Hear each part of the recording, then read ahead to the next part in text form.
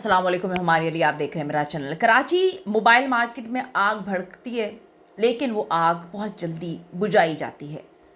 सवाल यहाँ पर यह है कि गुल प्लाजा की आग के अंदर कौन से ऐसे केमिकल छिड़काए गए थे कि हर आग बुझ गई, लेकिन गुल प्लाजा की आग 5 से 10 मिनट के अंदर पूरे के पूरे गुल प्लाजा को खा जाती है, खाकिस्तर बना देती है, हर एक चीज़ को जला देती है, इंसान की बाकियात तक नहीं मिलती। ये क्या माजरा है? इस पर क्यों बात नहीं की जा रही?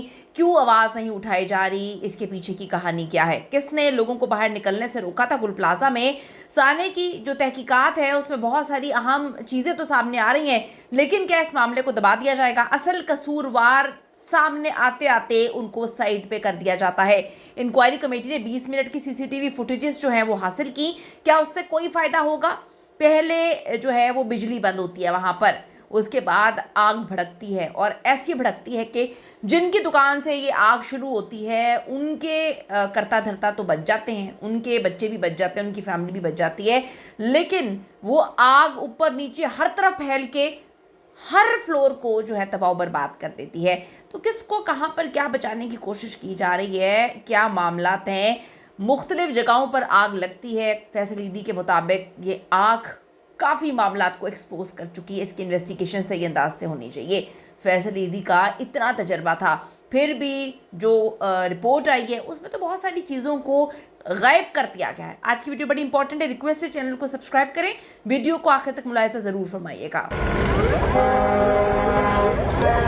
हर गुजरते दिन के साथ चीज़ें साबित होती हैं कि गुल प्लाजा में आग लगी नहीं, लगाई गई, भड़की नहीं, भड़काई गई। क्या चीज़ें फेंकी गई थी? अब देखें, अब से कुछ देर पहले जो है कराची की मोबाइल मार्केट में आग लगती है, और उस मार्केट में ना सिर्फ 7वें फ्लोर पर आग लगी बल्कि उसको बुझाया भी गया, और जो है चीज़ों को मामलात को सही अंदाज में रेस्क्यू भी किया गया। यही सारे मामलात चल रहे होते हैं पूरे कराची में या पूरे पाकिस्तान में कि आग लगती है तो उसे बुझा दिया जाता है। जैसे कि फैसल ईदी को मैं बार बार इसलिए कोट करती हूँ कि वो कहते हैं मेरा 30 साल का तजर्बा है, मैंने इतनी जगहों पे आग देखी, बुझते हुए भी देखी, कहीं तो 3-3 जगह पर आग 3-3 दिन आग जो है वो लगी रही, लेकिन कभी जो है वो इमारतें गिरी नहीं। ये तो फ़ौरन ही धड़ धड़ धड़ कर उसी दिन जो है कुछ घंटों बाद गिरना शुरू हो जाती है।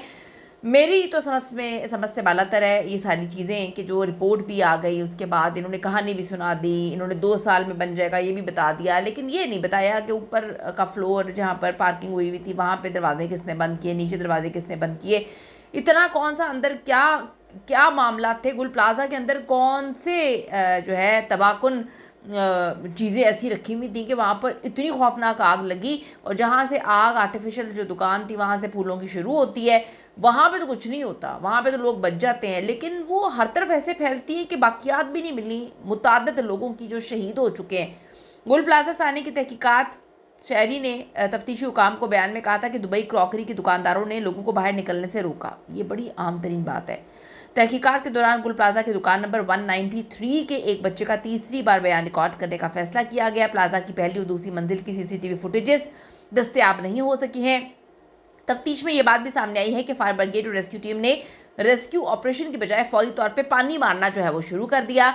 धुआं भरने की तकरीबन 20 मिनट बाद दुकानदारों ने ग्रिल तोड़ी। इस दौरान ज़्यादातर अफराद जो है वो बाहर निकल गए। 25 से 30 अफराद जो हैं दुबई क्रॉकरी में फंस कर रह गए थे। शहरियों के बयानात के मुताबिक दुबई क्रॉकरी के दुकानदारों ने लोगों को बाहर निकलने से रोका, जबकि एक दुकानदार ने बयान दिया कि उसने तकरीबन 150 अफराद को रास्ता दिखाया और ग्राहकों को कहा कि आग खुद ब खुद बुझ जाएगी। यहाँ पे पास्ता साहब की कहानी है कि दरवाजे खुले हुए थे तो हमने जाके रेस्क्यू किया, पता नहीं क्या रेस्क्यू किया। आखिर ऐसी कौन सी आग लग गई थी कि शॉपिंग प्लाजा के 150 से 200 अफराद बाहर निकल ही नहीं सके? यही वजह है कि सोशल मीडिया पे आग लगाने के मुकम्मल वजूहात जो है उस पर बात हो रही है। अगर आप किसी भी खातून को बुर्का पहन कर सुबह किसी प्लाजा में एक शॉपिंग बैग जो है केमिकल के साथ भेजा जाए और वो वहाँ पर कहीं ना कहीं रख दे, 2-2 मिनट किसी दुकान पे लगाए, बर्तन की दुकान पर, फूलों की दुकान पर, तो बहुत सारी चीज़ें हो सकती हैं। 1200 दुकानों की लाइट बंद हो जाती है। आप देखें इतने बड़े प्लाजा में किसी के पास भी यूपीएस नहीं था। 90% ऑपरेशन मुकम्मल जब हो गया, हड्डियाँ मिली, पकड़ते चूरा हो गई। आप देखें कि बंद कर दिया गया, रिपोर्ट तैयार करवा दी गई।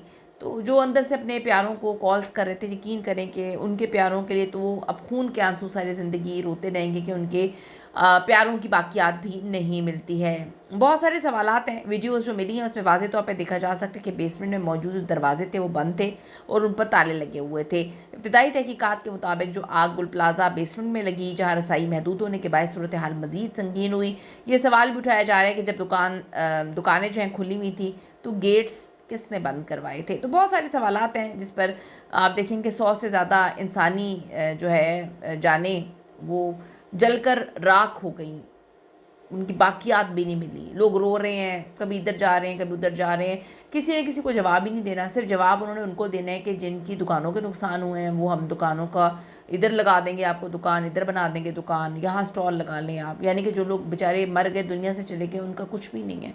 अफसोस की बात है। मेरी तो समझ से जो है वो बाला तर है। अभी भी तो थोड़ी देर पहले जो है कराची की एक मार्केट में जो है वो सदर में ये आग लगती है और आप ये देखें कि सदर जो है मोबाइल मार्केट, इसमें आग भड़कती है। कहा जाता है कि 7वें फ्लोर में भड़की है।